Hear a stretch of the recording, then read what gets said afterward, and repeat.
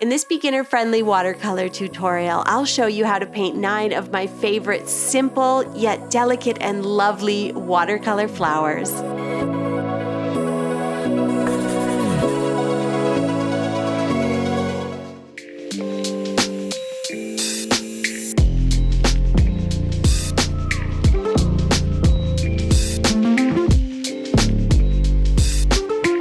Hello my friends, welcome back. My name is Shayda Campbell, and on this channel we make art together, and it's fun, not scary. Today's video is some of my favorite content, and that is watercolor flowers. On this channel, I aim to make watercolor painting approachable for anyone and everyone. It should be fun, creativity is play, anyone can do it. Is one of my taglines. And I think one of the things that helped kind of guide or ease me into watercolor painting was painting items from the natural world, these organic forms. First, they're easy and fun to make up, and second, they're perfectly imperfect, so your painting should be too. I guess that's all I'm really gonna say. I could jabber on all day about this kind of stuff, but give yourself some space, some grace to make mistakes, to make up flowers, and to just play and kind of just get the feel of the brush on the page. Flowers and leaves are so recognizable. They're the perfect subject matter for the beginner for lots of reasons. So with that said, let's just jump right in and we'll do a quick supply rundown. So today we're going to work on these rather tiny, delicate flowers, and I am painting in a quite petite notebook. It is from Strathmore. It is a watercolor sketchbook, which means it has cold-pressed 140-pound paper in it, great for taking wet mediums like watercolor paint, and I really do love the size of this notebook. I'm using my Muñoz 48-pan watercolor set, but just paint along with whatever watercolor paints you happen to have on hand. I have 2 glasses of clean water plus paper towel for blotting my brush on. Let's talk brushes. This is a number 8 long round brush, and I love a round paintbrush. This is a number 4 as well. They have a beautiful large belly that holds lots of paint, but they come to a nice fine point or tip so that you can do detailed work. Now, one thing I wanted to show you today is that I just got a new set of brushes, and here is my old brush. She is rough. She has loose hairs and bristles. The new one comes to a much finer tip, and there's just nothing you can do about it. Once those brushes reach a certain point, they're just not holding their shape as well, and that's going to make it more difficult for you to paint with. So be aware, brushes do not last forever, and the more you spend on a brush, the longer it's going to last, typically. These are a good mid-range brush. I've linked all my supplies in the description. This brush is about 6 months old. It's time for it to go into my other craft box, and I will use it for, more crafty projects around the house, acrylic paintings, stuff I do. So I'm not tossing it, but I am treating myself to a brand new one, and my painting is going to be all the better for it. Today I'm sharing 9 of my favorite delicate sort of mini florals that are my go-tos, and the first one is just a simple green leaf. So I am picking up a little bit of olive brown, and I just used a wet brush, scrubbed at the cake of paint, and then brought the pigment over to the palette. And then from there, I wash my brush, and then I pick up a little bit more of that olive brown from the palette where I have it all mixed up. And then we'll come over with our number 4 brush to the paper, and we're just going to use the very delicate tip to do a little stem or branch, and then you just add a little bit more pressure, drag that belly of the brush across the paper, and there you have it, the most delicate, organic little leaf shapes. So we just keep doing that over and over, painting these little stems and branches with the very delicate tip of that number 4 round brush. And then whenever you want, you just add a little more pressure. You either drag the brush or pull it across the page, and that tiny little leaf shape is born. And You can do a leaf in one brush stroke, or you can do 2 brush strokes, and then you can always go back in and refine. So add a little bit more of a point to the end of your leaf. It doesn't matter. Play around, make this one as large or as small as you like. You can keep adding more to the base or the end and just keep kind of going and building it. But that's the idea, and it's a great way to get warmed up. Next, let's paint a really simple flower together. So I am going to grab a little bit of raw sienna here. It's just a nice warm brownish yellow that I love to use, but you can use any color. You don't need to mix the same colors as I'm using. And we're going to use our number 4 round brush. And we're going to paint these little mini flowers 1 petal at a time. And you can paint either 4 or 5 petals, make them all really perfectly imperfect. Just think about making marks on the page, basically, and keep a little area in the center clear. You're just making these little clusters or little heart shapes or little V shapes, anything goes. Then we pick up just a little bit of that olive brown, and we're going to make those tiny little branches and stems and leaves just like we did with the first one. We're going to be really free and just sort of pull the brush across the paper, and that's really all there is to it. You can make a leaf shape in sort of 1 or 2 tugs of that brush, just adding that little bit of extra pressure, and these really organic shapes are going to emerge. And for these organic, natural forms, organic shapes are pretty much the perfect thing. Once the yellow has dried, and it probably will in the time it takes you to paint the leaves, you can grab a little bit of brown. I'm using Van Dyke brown here, and we're just going to put some dotting right at the center there, and that kind of makes those flowers sort of pop. Putting that stamen in really brings them to life. We've painted a leaf and a flower. Now let's try a simple flower, lavender. This is delicate and linear and really achievable. I like to start with a guide, so just with the lightest little bit of green on the brush, draw in your stems. Do 2 or 3, a nice cluster. Then we're going to grab a little bit of dark purple. I'm using violet mixed with a little bit of brown. It gives it a nice earthy purple color. Then I'll bring my violet over here on the tip of my brush, and I'm going to start placing these little petals. They're sort of single brush strokes, almost just like tiny little dots, barely there, and I like to do them in little clusters, and I leave just a little bit of space between each cluster. So as you move down the stem, just give a little bit of breathing room between some of these petal clusters, and just think perfectly imperfect. This should look natural. It can look a little weird, a little wrong. That's okay. Once you're done the petals, let's go over to our palette, grab a little bit of that green, and we will come back and go over the stems that you initially sort of sketched in. So we're darkening them, just kind of go in between the petals. If the purple is a little bit wet and the green and violet blend a bit, I think that's totally fine. That's nice. And with a little bit more green on your brush, you can pull that brush across the page, drag the belly of the brush out a little, add that extra pressure, and make a nice thin leaf or a couple leaves. And finally, when those petals have dried, you're going to come back in with a darker purple, a little more concentrated, and we're just going to add a bit of dotting to the left-hand side of each lavender sprig. It's going to add that contrast, that depth and shadow. Those lowlights just really make the flower pop, and that's it.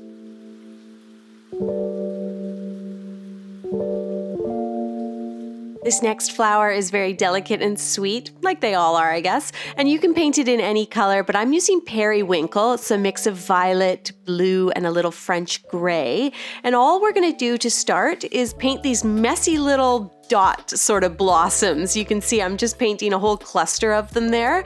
And then I come in with that green. This is a mix of olive brown and phthalo green. And I join them together with these curving little stems and branches using just the tip of my brush, but I've got lots of paint in the brush, right? So I don't have to constantly go back to the palette. That's the beauty of the round brush. I can do these tiny, tiny little round leaves and barely there little stems. And then I can just play. I'm just building this flower out as I see fit. So I'm adding extra little blossoms with the periwinkle, adding in more little stems and these tiny oval-shaped leaves, as well as these tiny little round leaves. And the whole cluster just comes together to make something really sweet and delicate and pretty. Okay, let's try a little rosebud together. I sort of mixed up a pinky peach here. This is a lot of white with a bit of red and orange mixed in. And this one is starting much the same. We're going to paint these sort of loose spirals and make these round blossoms. And just like we did for the other flowers, we're creating a cluster. You can paint as many as you like, make them different sizes, not dramatically different, but make some a little bit smaller. Once you've got 5 or 6 on the page, we'll come in with a darker peachy pink or even a little bit of red, and we're going to just put some dotting or a little bit of a spiral, broken circle right at the sort of top center, and that just looks like the shading at the center of the rose. It's a really quick, easy, simple way to show that there's these layers and layers of petals and that the flower is concave, and all these complicated things we're basically narrowing down to like a circle and some dots, but I think it works. And then just like we did for the other flowers, I'm using a nice warm green. This is just olive brown, but if you don't have a warm green in your palette, try mixing red into your green. It's opposite on the color wheel, so it gives red that muddy sort of earthy tone, or it gives green that muddiness that can be so nice. Or try mixing a little brown in if red sounds a little crazy. And of course, I just join them all with lots of little leaves and little stems and branches, and you get the idea. They all come together in a very similar way, and I think that's nice, is that you can learn to paint all these different looking sort of flowers, but it's a similar formula. If you don't have quite enough dramatic depth at those top of those roses, go back in with a little bit of dark red or pink, and that's it. She's all done.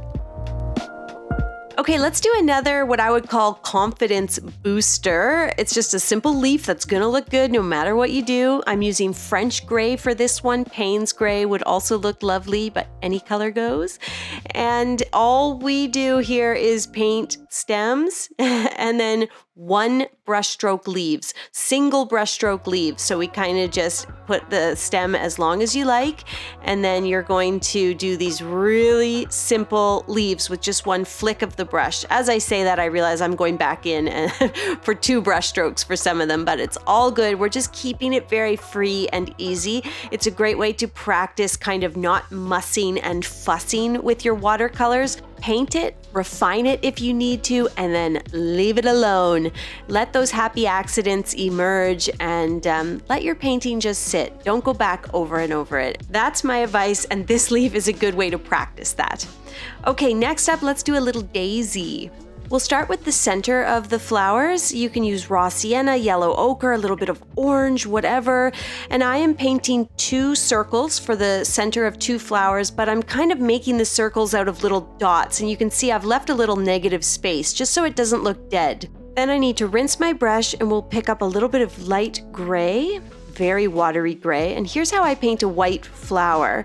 I want the petals to look white, and the paper of course is white, so I am painting shadow and outline. I typically start each petal with a larger fat brush stroke, and then that's the shadow on the petal, and then I just use the tip of the brush to outline, almost draw in the rest of the petal. So go all around that round center, the stamen in the middle of the flower, and you're going to paint one petal at a time. Start with the shadow, the large line, and then do the outline of the entire petal.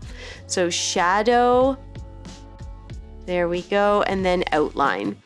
And that's pretty much my formula for most white flowers. You can vary the shape of the petal. You want to show that there is something there. Painting white on white is tricky, but it's not that difficult.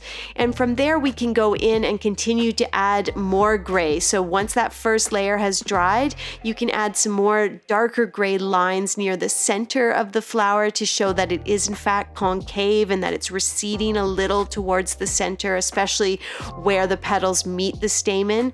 And you can do some thin lines to show texture, show that that petal is not perfectly smooth. These are meant to be simple little flowers, so you don't need to go overboard, but adding a bit of darker gray does help the white flower to show up on the white paper.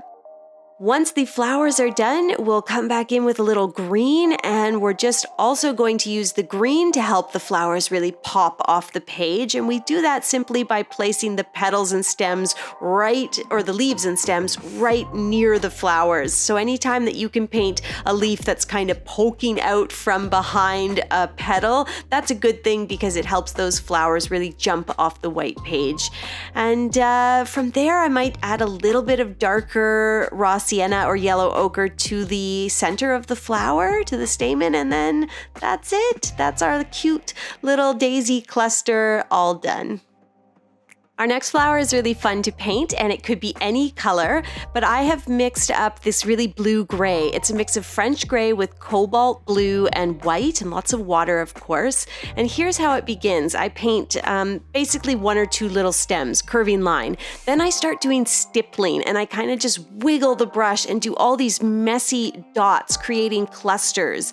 I let it get very thin towards the top of the stem or branch, and then I kind of build out from there, almost as if I was painting cedar. In fact, this is how I might paint cedar depending on the project. And it's really, as I said, fun to paint. You're wiggling the brush, you're doing dotting, you're just making a little bit of a mess, and it comes together to create this lovely little plant that could be a fern, it could be some sort of pine or evergreen, or it could even be trees in the distance depending on the project that you're working on. So fun to paint, any color goes. Try adding more water to have one part of the plant be a little more transparent and lighter in color, or try adding more pigment to darken one area or a couple areas and add that little bit of contrast that really, makes your painting come to life. Last flower that we're going to do is actually a berry. These are great for filling in space and making a floral painting look really detailed. Berries frame other florals really beautifully. So I typically will just paint a few clusters of dots. Any color goes. Pinks and reds are always nice, but so are browns and purples. And then, as usual, I just join those little dots together with some tiny lines, making little branches. I'm using magenta for the berries and then Van Dyke brown for the stems. And then as I go, I can add more berries and more stems, just like so many of the other mini florals that we've worked on today. You can continue to build out and fill as much space as you need to. And I've also added more water to the magenta so that some of the berries are lighter in color. And of course, that just gives it a nice, interesting look and that watercolor look. And that's really all there is to it. That's another confidence booster, I think. Really hard to screw up, but it always looks so pretty. Now you've actually created a finished piece, this wonderful little floral grid. The final step is just to add a little bit more paint wherever you think you need it. So some low lights are always really easy to do when we're working wet on dry, which just means adding wet paint on top of the stuff that's already dried. Grab a darker gray and add to those white petals, or a little bit of dark yellow ochre at the center of the yellow flowers. Those are just those little details that can kind of, make your piece really appear finished and thoughtful. But that's it. These are my go-to delicate florals, my favorites, ones that I go back to again and again. And I really hope you enjoyed painting along today. Remember, creativity is play. Anyone can do it. And if you love these videos, please hit the subscribe button. It helps us out so much. Thanks for watching, and I'll see you soon with a new tutorial.